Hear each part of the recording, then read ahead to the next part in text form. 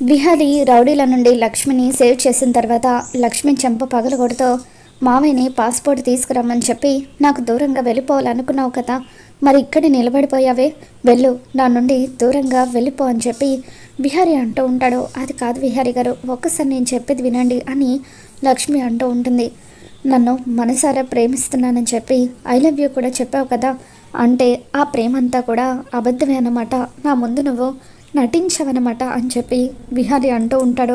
నీ ప్రేమ అంతా కూడా ఒక నాటకం అని విహారి అంటూ ఉంటే లక్ష్మి బాధపడుతూ, వద్దు విహారి గారు, దయచేసి అలా మాట్లాడకండి, నిజంగానే మీరంటే నాకు ప్రాణం, మిమ్మల్ని విడిచి దూరంగా వెళ్ళడం నాకు అస్సలు ఇష్టం లేదు, కానీ నా వల్ల మీరు యమునమ్మ, సహస్రమ్మ మీరంతా కూడా బాధపడకూడదనే ఉద్దేశంతోనే మిమ్మల్ని విడిచి దూరంగా వెళ్ళిపోవాలని అనుకున్నాను, నేను వెళ్ళిపోతేనా మీరు సంతోషంగా ఉంటారేమో అనుకున్నాను అని చెప్పి అంటూ ఉంటే, నువ్వు దూరం అయితే సంతోషంగా ఉంటానని అలా ఎలా అనుకున్నావు కనకం, నా జీవితం నీతోనే, నువ్వు నా ప్రాణం, నువ్వు నన్ను విడిచి దూరంగా వెళ్ళడం అంటే నా ప్రాణం వదిలేసినట్టే, ఇప్పుడు చెప్తున్నాను విను, నువ్వు ఇంకొకసారి ఇటువంటి నిర్ణయం తీసుకున్నావంటే నేను చచ్చినంత ఒట్టే అని చెప్పి విహారి అంటూ ఉంటాడు.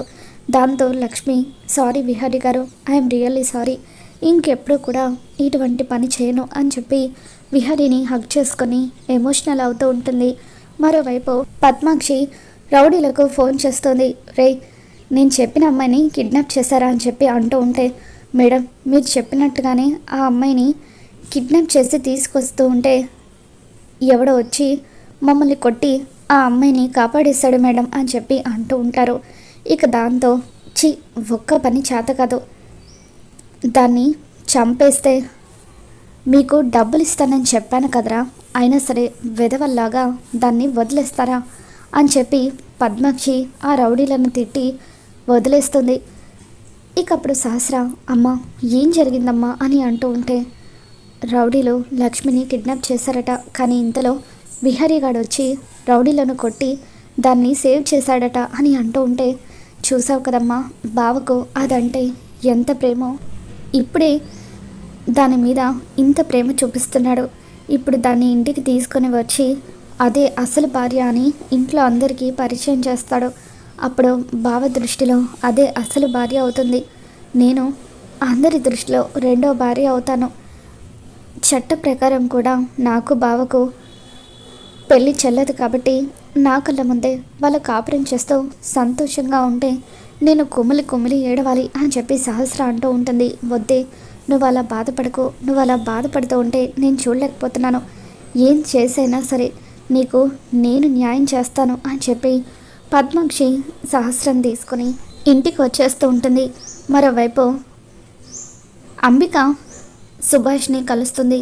సుభాష్, ఏమైంది, మన ప్లాన్ సక్సెస్ అయిందా, ఆ విహారిని లక్ష్మిని చంపేశావా అని అంటూ ఉంటే, లేదంబిక, కొద్దిలో వాళ్ళు మిస్ అయ్యారు అని చెప్పి అంటూ ఉంటే, ఈ విషయం నువ్వు నాతో మరొకసారి చెప్తావని నేను అస్సలు అనుకోలేదు సుభాష్, ఉదయం నువ్వు వెళ్ళిన ఆ విషయం చూస్తే ఈరోజు వాళ్ళ చావు చూడ్డం ఖాయమని అనుకున్నాను, కాసేపట్లో మన కళలన్నీ కూడా నాశనం చేసేసావు, ఇప్పుడు విహారీకి నువ్వు తనని అటాక్ చేస్తున్నావన్న విషయం తెలిసిపోయింది కాబట్టి వాడికపై మరింత జాగ్రత్తగా ఉంటాడు, అయినా ఒక్క పని చేతగాని నిన్ను ప్రేమించాను చూడు, అది తలుచుకుంటే నా మీద నాకే అసహ్యంగా ఉంది అని చెప్పి అంబిక సుభాష్ మీద మండిపడుతూ ఉంటే, దయచేసి అలా అనుకు అంబిక, నా ప్రయత్నం నేను చేశాను, ఒక్క విషయం మాత్రం నాకు అర్థమైంది, లక్ష్మికి విహారీకి మధ్య ఏదో ఉంది అని సుభాష్ అంటూ ఉంటాడు. ఏం మాట్లాడుతున్నావు నువ్వు అని అంబిక అంటూ ఉంటుంది. అవును అంబిక, నేను విహారిని కొట్టి చంపాలని చూసినప్పుడు నా లక్ష్మి ఎక్కడ, నా లక్ష్మిని ఏం చేశావని చెప్పి విహారీ నన్ను నిలదీశాడు, అంత చనువుగా నా లక్ష్మి అని విహారీ అన్నాడంటే ఖచ్చితంగా ఆ లక్ష్మికి విహారీకి మధ్య ఏదో బంధం ఉంది, అదేంటో కనిపెడితే వాళ్ళిద్దరిని దెబ్బ కొట్టడానికి మనకి ఉపయోగపడుతుంది అని చెప్పి సుభాష్ అంటూ ఉంటాడు. ఇక దాంతో అంబిక, సరే సుభాష్, ఈ విషయం నాతో చెప్పావు కదా, వాళ్ళిద్దరి మధ్య ఏం జరుగుతుందో నేను తెలుసుకునే ప్రయత్నం చేస్తాను అని చెప్పి అంబిక అంటూ ఉంటుంది. మరోవైపు విహరి, పదలక్ష్మి ఇప్పుడే మన ఇంటికి వెళ్దామని చెప్పి లక్ష్మి చేయి పట్టుకొని తీసుకుని వస్తూ ఉంటాడు. వద్దు విహారి గారు, నాకు చాలా కంగారుగా ఉంది. అసలే సహస్రమ్మ ఇప్పుడు ప్రెగ్నెంట్. ఇప్పుడు మీరు వెళ్ళి ఈ విషయం తనతో చెప్పడం వల్ల, ఇంట్లో వాళ్ళకి చెప్పడం వల్ల వాళ్ళంతా కూడా బాధపడతారు. నా వల్ల సహస్ర అమ్మకు అన్యాయం జరగడం నాకు ఇష్టం లేదు అని చెప్పి అంటూ ఉంటే, లేదు లక్ష్మి, సహస్ర కడుపులో పెరుగుతున్న బిడ్డకు నాకు ఎటువంటి సంబంధం లేదు. ఆ సాక్ష్యాన్ని నేను నీకు ఇప్పుడే చూపిస్తాను అని చెప్పి విహరి తన ఫోన్లో ఉన్న సాక్ష్యాన్ని లక్ష్మికి చూపిస్తాడు. చూసావా లక్ష్మి, ఆ రోజు సహస్రకి నాకు మధ్య ఏమీ జరగలేదు. సహస్ర ప్రెగ్నెంట్ అయిందంటే తన కడుపులో ఉన్న బిడ్డకు ఖచ్చితంగా నేను కారణం కాదు. ఒకటి సహస్ర కడుపుతో ఉన్నట్టుగా నాటకం ఆడుతుండొచ్చు, లేకపోతే మరెవరితోనో ప్రెగ్నెంట్ అయ్యి తన కడుపులో బిడ్డకు నేనే కారణమని అబద్ధం కూడా చెబుతుండొచ్చు అని చెప్పి విహారి అంటూ ఉంటాడు. అయినా సహస్ర సంగతి వదిలేస్తే ఇంట్లో వాళ్ళు ఏమన్నా సరే అవన్నీ కూడా నేను ఫేస్ చేస్తాను. ఈరోజు ఎలాగైనా సరే నువ్వే నా భార్య అన్న నిజాన్ని ఇంట్లో వాళ్ళందరికీ చెప్పేస్తాను అని చెప్పి పదలక్ష్మి అంటూ విహరి లక్ష్మి చేయి పట్టుకొని ఇంటికి తీసుకొని వస్తూ ఉంటాడు. తర్వాత విహరి యమునకి ఫోన్ చేస్తాడు. అమ్మ, లక్ష్మిని తీసుకొని నేను ఇంటికి వస్తున్నానమ్మా, మరొక 10 నిమిషాల్లో ఇంట్లో ఉంటాను అని విహరి అంటూ ఉంటే, చాలా సంతోషం నాన్న, మీకోసం 1000 కళ్ళతో ఎదురు చూస్తాను అని చెప్పి యమున హారతి పళ్ళెంతో రెడీ అవుతుంది. ఏంటి వదిన, హారతి పళ్ళెం రెడీ చేస్తున్నావు? విహరి వాళ్ళు వస్తున్నారా అని చెప్పి వస్తా అడుగుతూ ఉంటే, అవును వస్తా, మరొక 10 నిమిషాల్లో నా కొడుకు కోడలు ఇద్దరు కూడా ఇంట్లో అడుగు పెట్టబోతున్నారు అని చెప్పి యమున ఎంతగానో ఆనందపడిపోతూ ఉంటుంది. వదిన, మరొకసారి ఈ ఇంట్లో ఎటువంటి పరిణామాలు చోటు చేసుకుంటాయో ఆలోచించావా అని చెప్పి అంటూ ఉంటే, నేను అన్ని విషయాలు ఆలోచించాను వస్తా, అన్నీ ఆలోచించిన తర్వాతే ఈ నిర్ణయం తీసుకున్నాను. ఈరోజు ఏది ఏమైనా సరే లక్ష్మిని నా కోడలుగా ఇంట్లో వాళ్ళకి పరిచయం చేస్తాను అని చెప్పి యమున అంటూ ఉంటుంది. ఇంతలో విహరి లక్ష్మి ఇద్దరు కూడా ఇంటికి వస్తారు. అదిగో నా కొడుకు కోడలు వచ్చేస్తారు అని చెప్పి యమున ఆనందపడిపోతూ ఉంటుంది. లక్ష్మి కారు దిగడానికి ఆలోచిస్తూ భయపడిపోతూ ఉంటుంది. రా లక్ష్మి, ఏం కాదని చెప్పాను కదా, నేనున్నాను కదా అని చెప్పి విహరి లక్ష్మి చేయి పట్టుకొని ఇంట్లోకి తీసుకొని వస్తూ ఉంటాడు. విహరి లక్ష్మి ఇద్దరు గుమ్మం దగ్గర నిలబడి ఉండగా ఇకప్పుడు యమున వాళ్ళిద్దరికీ కూడా ఆనందంగా హారతి ఇస్తూ ఉంటే, అప్పుడే అక్కడికి వచ్చిన పద్మాక్షి ఆ హారతి ప్లేట్ని గాల్లోకి విసిరి కొట్టడంతో ఆ హారతి కింద పడిపోతుంది. ఏం చేస్తున్నావు యమున, ఇది ఒక పని మనిషి, మన విహారికి ఆ పని మనిషికి కలిపి హారతిస్తావేంటి?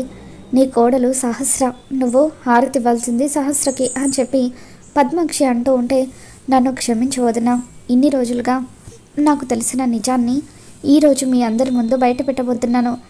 నా అసలు కోడలు సహస్ర కాదు, కనక మహాలక్ష్మి అని చెప్పి యమున అనగానే పద్మాక్షి సహస్ర ఇద్దరు కూడా షాకింగ్గా చూస్తూ ఉంటారు. ఏయ్, ఏం మాట్లాడుతున్నావు? నీకేమైనా పిచ్చి పట్టిందా? ఈ పని మనిషిని పట్టుకొని ఇంటి కోడలు అంటావేంటి అని పద్మాక్షి అంటూ ఉంటే, అత్తయ్య, సహస్ర మెడలో నేను తాళి కట్టక ముందే కనకానికి నాకు పెళ్ళి జరిగిపోయింది అత్తయ్య. ఈ విషయం ఇంట్లో తెలిస్తే మన 2 కుటుంబాలు విడిపోతాయేమన్న భయంతో ఇన్ని రోజులు ఈ విషయాన్ని బయట పెట్టలేదు అని విహారి అంటూ ఉంటాడు. పద్మాక్షి ఒక్కసారిగా విహారి చెంప పగల కొడుతుంది. రే, నువ్వేం మాట్లాడుతున్నావు? నీకైనా అర్థం అవుతుందా? ఇప్పుడు నా కూతురు గర్భవతి, దాని పరిస్థితి ఏంటి అని చెప్పి పద్మాక్షి అంటూ ఉంటే, అత్తయ్య, నన్ను ఇలా అంటున్నందుకు క్షమించండి. సహస్రకు తన కడుపులో పెరుగుతున్న బిడ్డకు నాకు ఎటువంటి సంబంధం లేదు. అసలు సహస్రకు నాకు మధ్య ఏమీ జరగలేదు అని చెప్పి విహారి నా దగ్గర అందుకు సాక్ష్యం కూడా ఉంది అని చెప్పి సాక్ష్యాన్ని బయటపెడతాడు. ఇక దాంతో సహస్ర అమ్మ, భావన మీద ఇంత పెద్ద నింద వేసిన తర్వాత నేను బతికి ఎటువంటి ఉపయోగం లేదమ్మా, ఇప్పుడే నేను చచ్చిపోతాను హాయిగా, అప్పుడు బావ ఆ లక్ష్మితోనే కాపురం చేసేస్తాడు అని చెప్పి పరిగెత్తుకుంటూ వెళ్ళి పాయిజన్ తాగేస్తుంది. అలా సహస్ర పాయిజన్ తాగిన కొద్దిసేపటికే తన నోటి వెంట రక్తం కారుతూ ఉంటుంది. సహస్ర స్పృహ కోల్పోవడంతో అమ్మ సహస్ర సహస్ర అని చెప్పి పద్మాక్షి తనని పిలుస్తూ ఉంటే విహారి యమున కూడా కంగారు పడిపోతూ ఉంటారు. రే విహారి, నీ వల్లే నా కూతురు పాయిజన్ తాగింది. పొరపాటున దానికి ఏదైనా అవ్వాలి, అప్పుడు మీ అందరి అంతు తేలుస్తాను అని చెప్పి సహస్రను పద్మాక్షి హాస్పిటల్కి తీసుకొని వెళ్తూ ఉంటుంది. మరి రాబోతున్న ఎపిసోడ్లో ఏం జరగబోతుందో మళ్ళీ మన ఛానల్లో తెలుసుకుందాం. ఈ వీడియో మీకు నచ్చినట్లయితే తప్పకుండా లైక్ చేయండి.